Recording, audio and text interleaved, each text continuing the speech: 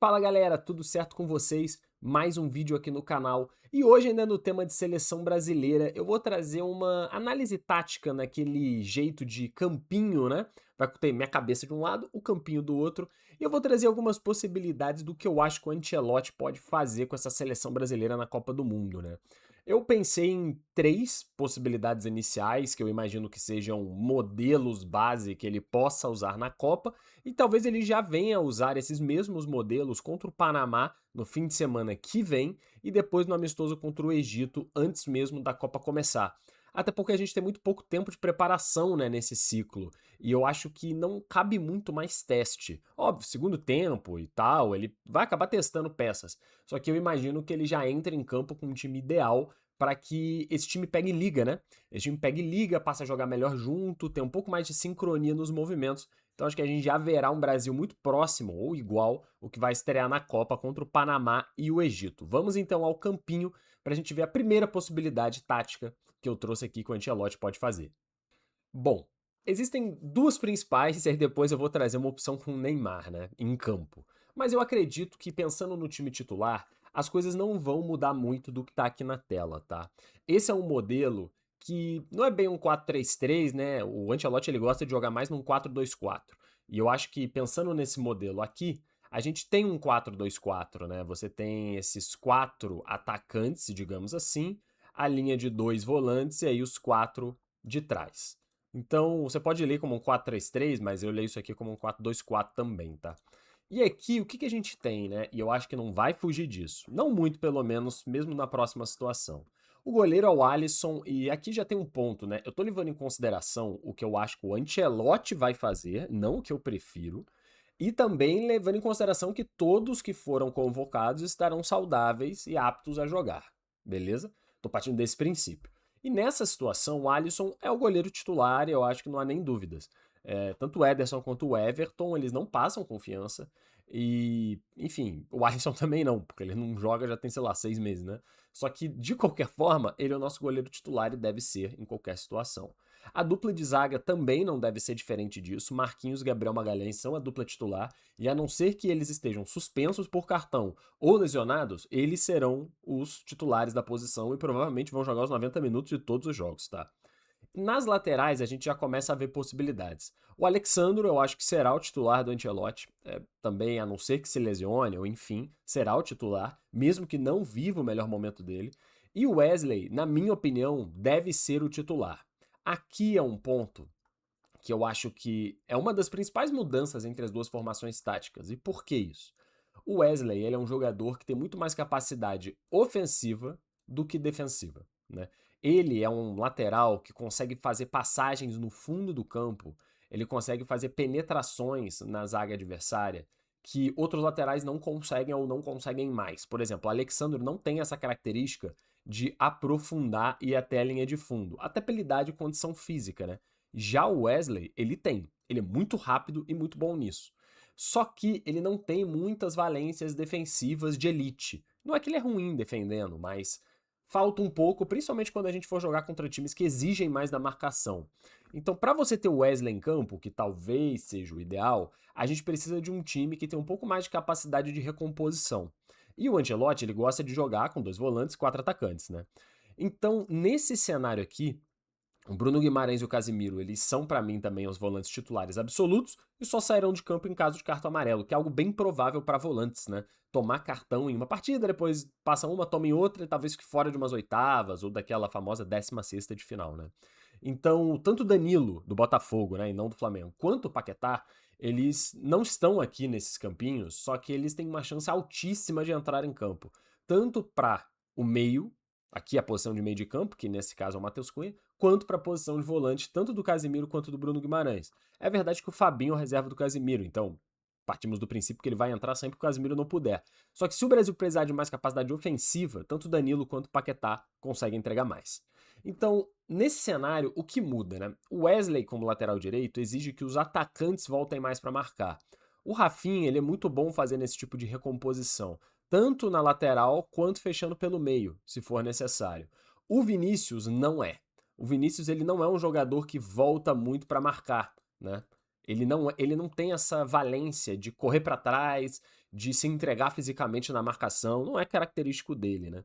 Então, mesmo nesse cenário, o Alexandro provavelmente ele subiria só até uma linha próxima que é a do meio do campo, um pouquinho mais em cima, para cobrir o Vinícius, que não voltaria tanto para marcar. E já o Wesley, ele teria muito mais liberdade de fazer essa passagem para a linha de fundo, porque o Rafinha ele cobre a posição, tanto dando um passo para trás, caso seja necessário para ser a opção de passe, quanto dando um passo para o meio, né? E isso é algo interessante para o Brasil. Eu enxergo que, principalmente contra times que a gente talvez precise de mais criação de espaço, e aí eu não estou falando sobre achar passes, e sim sobre trocar posições no campo de ataque, eu enxergo essa escalação como muito positiva, porque a passagem do lateral, ela quebra às vezes a marcação de um time adversário, como por exemplo a Escócia, que certamente vai marcar muito mais do que atacar, o Haiti, né, que também não vai atacar o Brasil. Então a gente precisa de mais jogador no ataque e que crie possibilidades de espaço vago na posição aqui ofensiva do campo, e não tanto da capacidade defensiva. E aí, além disso, eu enxergo o Matheus Cunha como sendo a principal opção para ser um pseudo camisa 10, né? Que pode tanto jogar um pouco mais avançado, aqui, né? Uma posição como se fosse de um falso 9, como também fazer essa posição de camisa 10 centralizado, né? No meio do campo. E até mesmo marcar um pouco mais caso seja necessário. Eu acho que o Matheus Cunha ele tá indo para ser essa peça muito importante no meio aqui de campo do Brasil, jogando também como um segundo atacante. E aí, para questão do centroavante, por que é o único que eu coloquei aqui dois nomes, né? Tanto o Endrick quanto o Igor Thiago. É porque eu acho que é a posição mais incerta no time titular ainda hoje no Brasil. Assim, na opinião da maior parte da população, e na minha também, o Endrick deveria ser o titular. Mas eu entendo que ele é um jogador muito jovem e com pouca experiência ainda de carreira. Beleza, ele já jogou bastante lá na França e também na seleção brasileira já teve passagens importantes e bons jogos, só que ainda assim ele é bem jovem. Então o Ancelotti pode optar por não colocar o Endrick de titular nessa Copa do Mundo, e sim como uma opção, ou eventualmente o Endrick pode ganhar essa vaga durante a competição. Só que eu enxergo o Igor Thiago começando as partidas se o Ancelotti quiser um centroavante, um jogador de mais imposição física. E repito, esse time aqui contra times de menor expressão nessa Copa, eu acho que ele é muito eficiente, porque você tendo tanto o Endrick para fazer uma dupla com o Matheus Cunha, aqui mais de atacante, né, de camisa 9 que flutua mais, quanto o Igor Thiago para ser um cabeça de área que puxa a marcação, que seja bom em finalização de cabeça, né, que é o famoso 9 killer, né? Eu acho que vai ser muito eficiente, porque a gente vai ter muita ameaça. Imagina um jogo contra Marrocos, eu até acho que não, mas um jogo contra o Haiti, contra a Escócia, contra possíveis adversários mais frágeis, como a Suécia, em uma 16ª, oitava de final e coisas do tipo, né? São times que eles vão defender muito e agredir muito pouco. Vai ser jogada de contra-ataque ou bola fortuita. O Brasil precisa não é de criação propriamente no camisa 10, mas de possibilidades. E eu acho que esse time é o que te dá mais possibilidades. Você tem um cabeceador e um jogador que pode ganhar no corpo do adversário e achar um espaço. Você tem dois jogadores que podem fazer o ponta esquerda e ponta direita, que são o Vinícius e o Rafinha, trazendo opções de linha de fundo e opções também de corte para o meio. Você tem Bruno Guimarães, o Matheus Cunha e o Casimiro, que mesmo o Bruno Guimarães e o Matheus Cunha sendo volantes, né, nesse caso, eles têm capacidades ofensivas de pisar na área, de finalizar, de achar passes.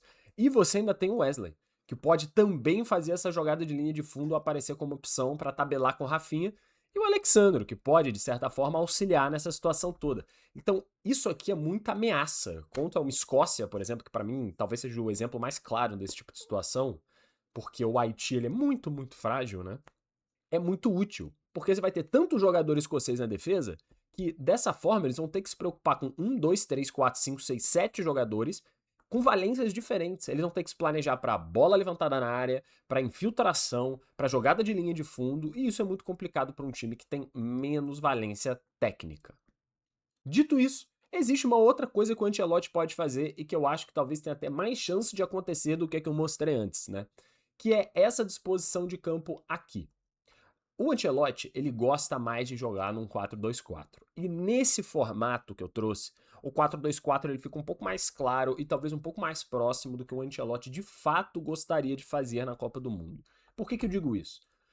Principalmente pela posição do Vinícius Júnior, né. O Vini, ele é um cara que a gente acostumou a ver jogando de ponta esquerda, só que com o Ancelotti ele também jogava de segundo atacante, né, não é um centroavante, porque não é característica, mas é um segundo atacante que joga mais centralizado e menos pela ponta, né.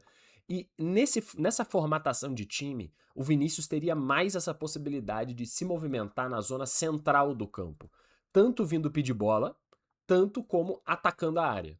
E, na minha opinião, o Ancelotti ele prefere o Vinícius assim. Só que para ele estar posicionado aqui, não como ponta esquerda, várias mudanças têm que acontecer no time, né? Então aqui a gente tem esse formato. E quais são as principais diferenças, né? Se você vê, o sistema defensivo tá exatamente igual, e eu acho que de fato não teria uma mudança. Ele poderia trocar o Wesley pelo Ibanhas para ter um pouco mais de capacidade defensiva, mas eu não acho que com esse time isso será necessário, tá? Então Wesley pode continuar sendo aquela arma de jogada de linha de fundo. Ainda mais pensando que nesse formato aqui, a gente não tem pontas dedicados, né? A gente vai ter jogadores que vão fazer, beleza, podem fazer a ponta, mas vão também fazer o meio de campo. Então, ainda mais interessante que a gente tenha um lateral que possa fazer essa jogada de linha de fundo para dar essa amplitude tática para o time, né?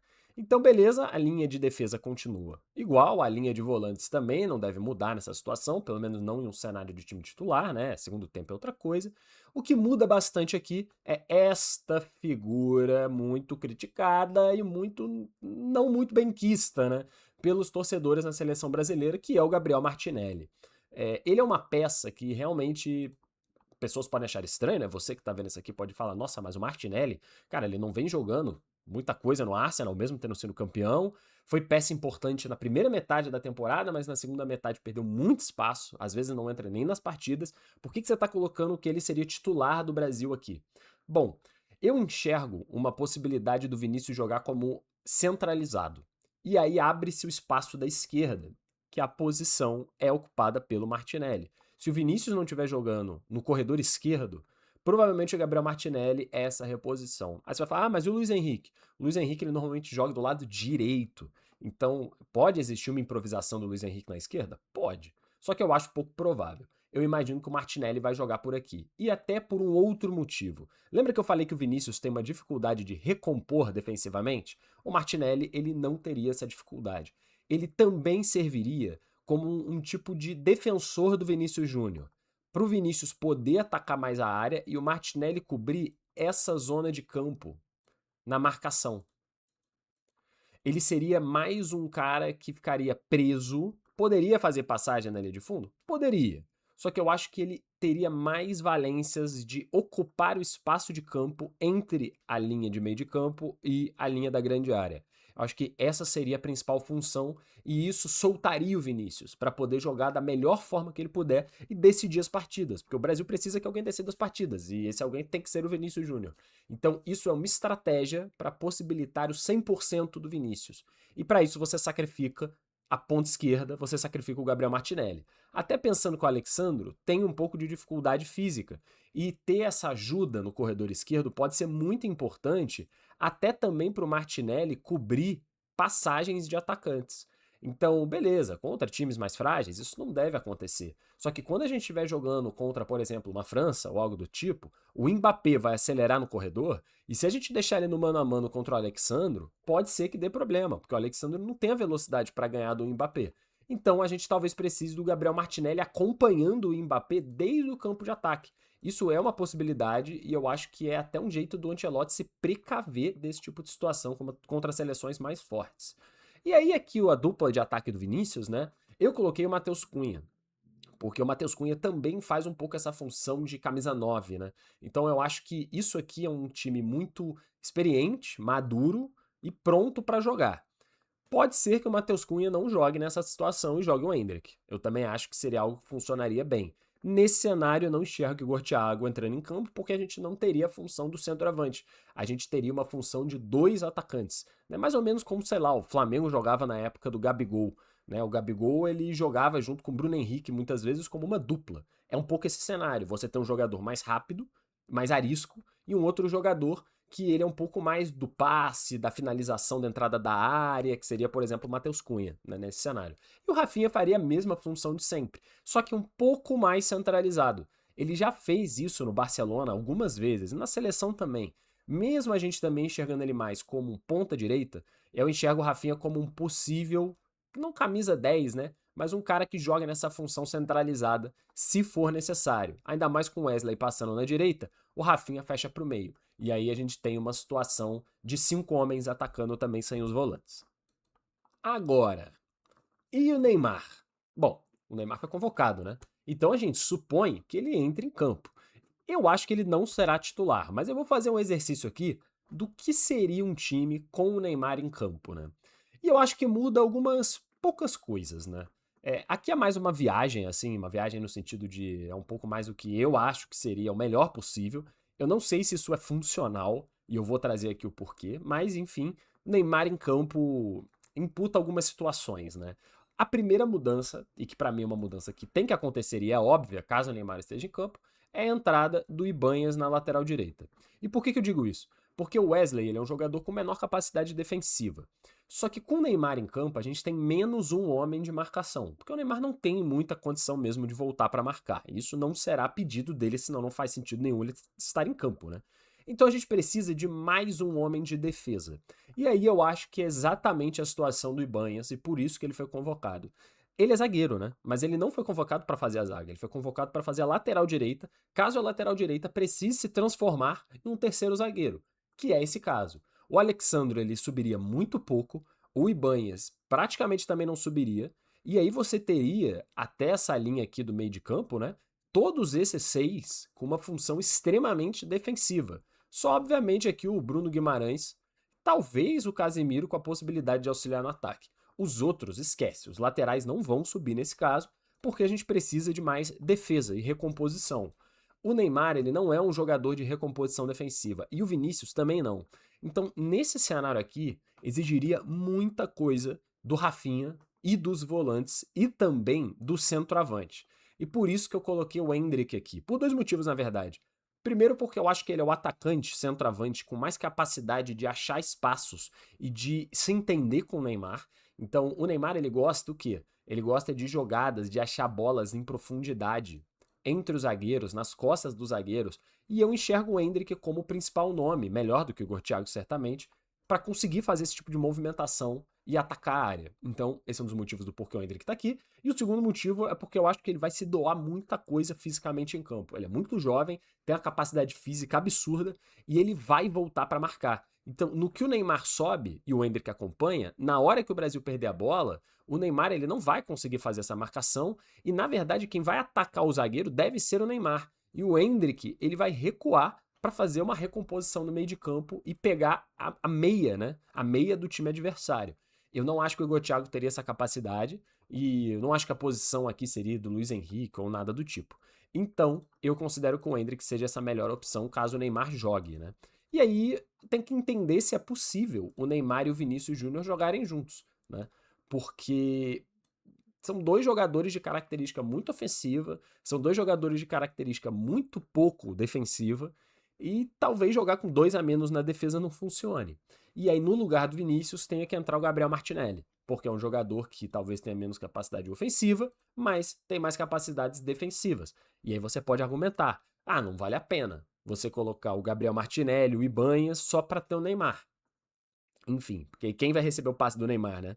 O Neymar vai estar lá para fazer jogada, para passar a bola para quem? É virtualmente só pro Endrick e pro Rafinha. Porque o Martinelli, ele vai atacar, mas não é também, talvez, o nome que a gente mais tem em consideração quando pensa em finalizar a jogada. Por isso que eu acho que o Neymar não é titular, porque o time tem que mexer muito para que ele consiga caber, né, aqui nesse time. Na minha opinião, o time que deve entrar de fato em campo, que a gente deve ver já contra o Panamá, é esse aqui. Com o Vinícius e o Matheus Cunha fazendo uma dupla de atacantes, taticamente falando, né? O Rafinha e o Gabriel Martinelli fechando aqui o ataque, mas mais numa função de cobrir a meia, porque a gente vai jogar sem meio de campo. E aí aqui a linha de trás com Bruno Guimarães, Casimiro, o Alexandre Wesley, Marquinhos, Gabriel Magalhães. E aí as opções são entrar o Paquetá, entrar o Danilo, entrar o Luiz Henrique, entrar até mesmo o Ryan.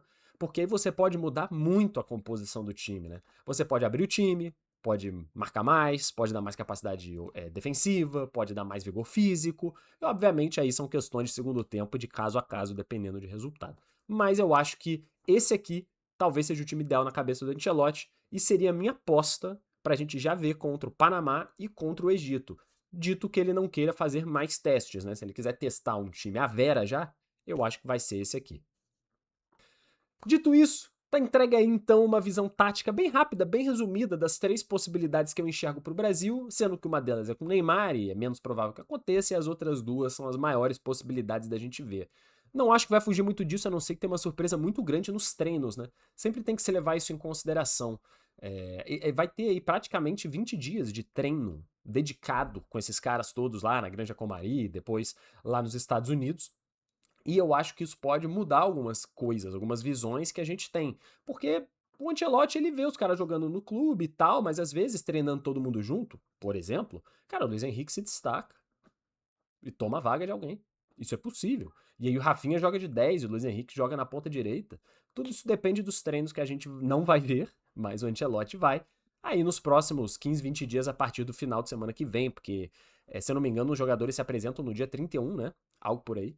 Então fica aí pro próximo final de semana e a gente vai ver o que o Ancelotti vai preferir para colocar o Brasil em campo. De qualquer forma, acho que temos possibilidades interessantes de times para ser competitivos nessa Copa do Mundo. Espero que vocês tenham gostado do vídeo. Voltamos semana que vem com mais conteúdos de Libertadores, porque a Libertadores vai acabar a fase de grupos semana que vem, e também de Sul-Americana, além do Campeonato Brasileiro, nessas últimas 2 rodadas antes da pausa da Copa do Mundo. Espero que vocês tenham gostado do vídeo, um forte abraço e até a próxima.